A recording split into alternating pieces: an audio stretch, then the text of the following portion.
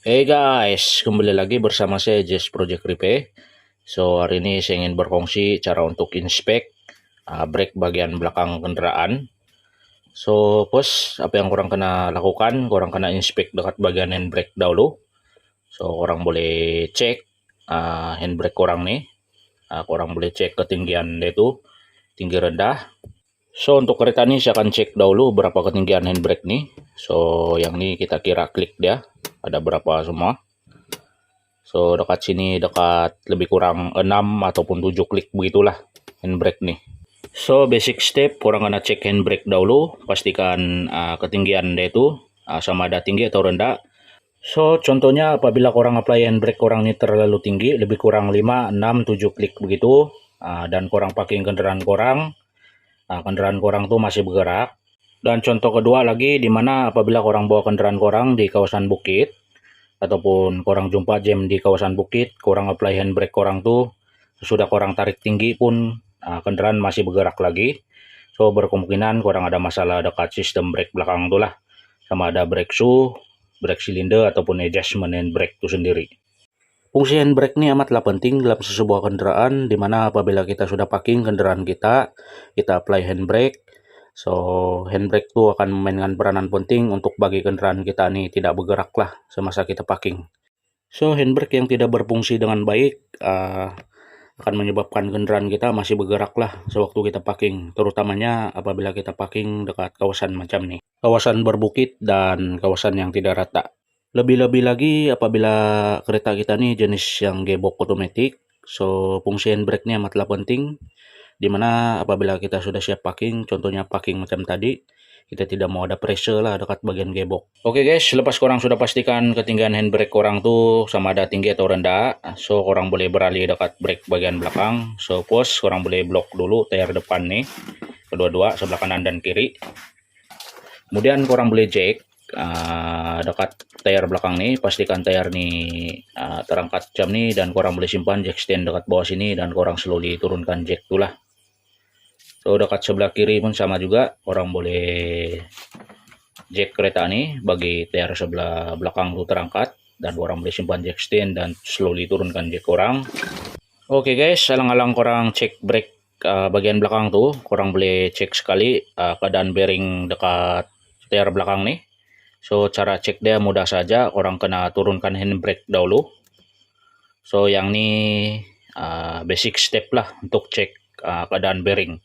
So, orang boleh simpan satu tangan korang tuh dekat bagian spring, dan korang kena guna tenaga yang kuat untuk pusingkan tayar belakang tuh. Dan selepas tayar tuh pusing, korang kena rasalah dekat tangan sebelah korang nih, pastikan tiada gegaran yang korang rasa dekat bagian spring nih. So kalau ada gegaran bermakna bearing korang masalah. Pastikan korang kerja dengan hati-hati, dan selepas korang settle cek bearing tuh, korang boleh tarik handbrake nih, tarik yang paling tinggi. Dan selepas itu korang boleh pusingkan tayar nih untuk cek macam mana kuat handbrake tuh. So saya akan try pusing dengan tangan tayar nih. So apabila saya pusing ada pergerakan di situ. So dekat sebelah kiri pun ada pergerakan. Sedangkan handbrake tuh sudah kita tarik terlalu tinggi. So untuk lebih kepastian kita kena tanggalkan drum brake tuh lah. So seperti biasa korang kena keluarkan tayar dahulu. Tayar sebelah belakang nih, sebelah kanan. Dan sekali lagi saya ingatkan, korang boleh simpan tayar nih dekat bawah sebagai tambahan pelindungan korang, takut nanti jack stand itu ada masalah. Dan sebelah kiri pun sama juga, korang keluarkan tayar tuh, dan korang boleh simpan dekat bawah sini sebagai tambahan perlindungan korang. Kemudian kita akan turunkan handbrake.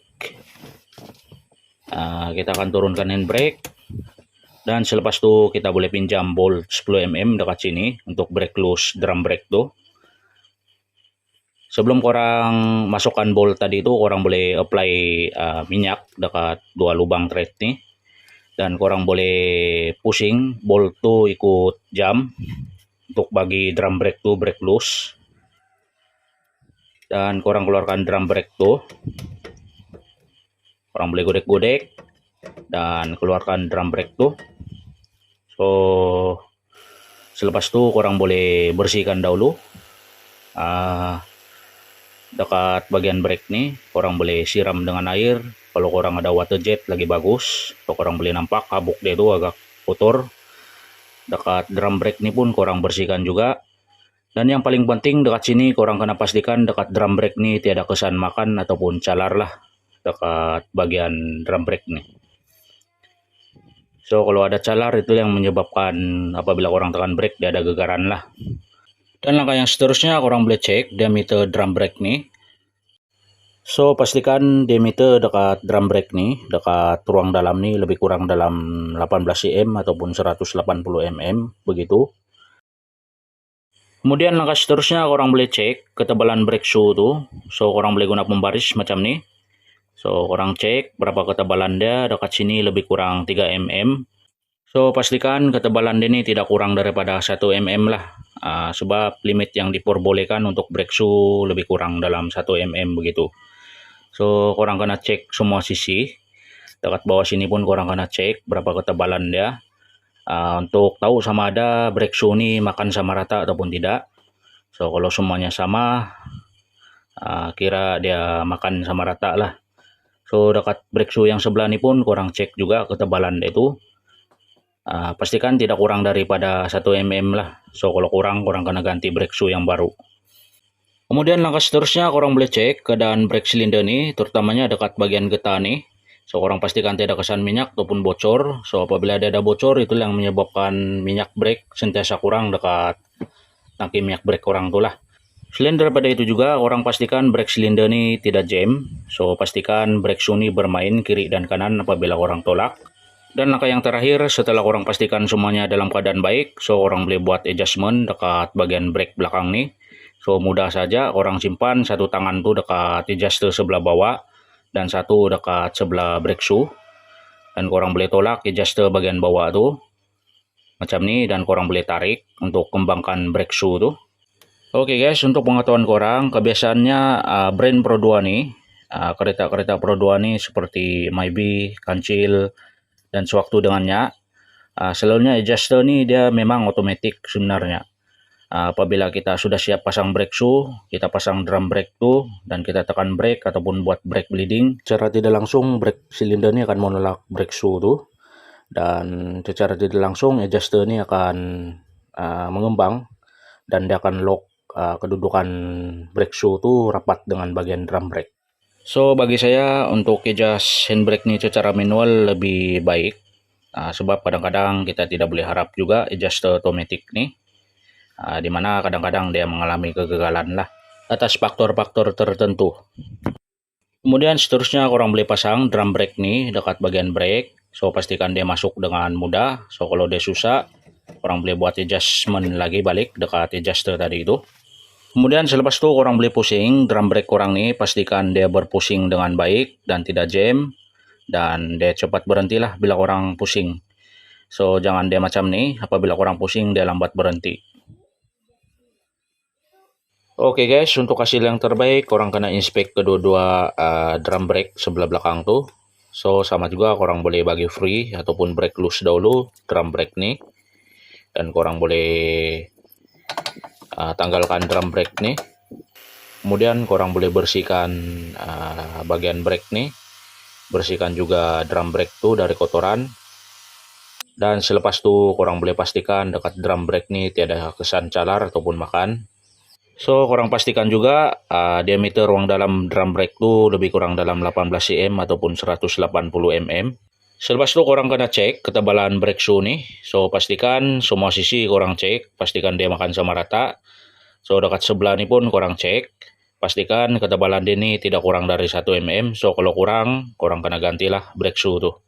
Dan sama juga macam sebelah kiri tadi, korang kena inspect dekat bagian brake silinder nih, pastikan dia tidak bocor ataupun kesan minyak. Pastikan juga brake silinder ini tidak jam dan bermain dengan baik.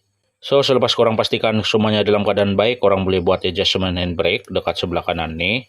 So untuk hasil yang terbaik, korang kena buat adjustment kedua-dua brake belakang tuh lah. Kemudian selepas itu korang boleh pasang drum brake nih. So pastikan dia mudah masuk, dan bila korang pusing dia tidak jam dan cepat berhenti. Jangan dia macam nih, dia lambat berhenti.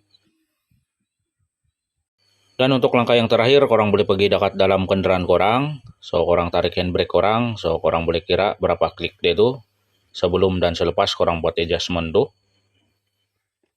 So, yang ini 1 klik. Dan saya akan coba pusing drum brake tuh dengan tangan. Untuk pastikan sama ada pergerakan ataupun tidak. So, apabila saya pusing, memang agak ketat. So, kita akan cek sebelah kiri pula.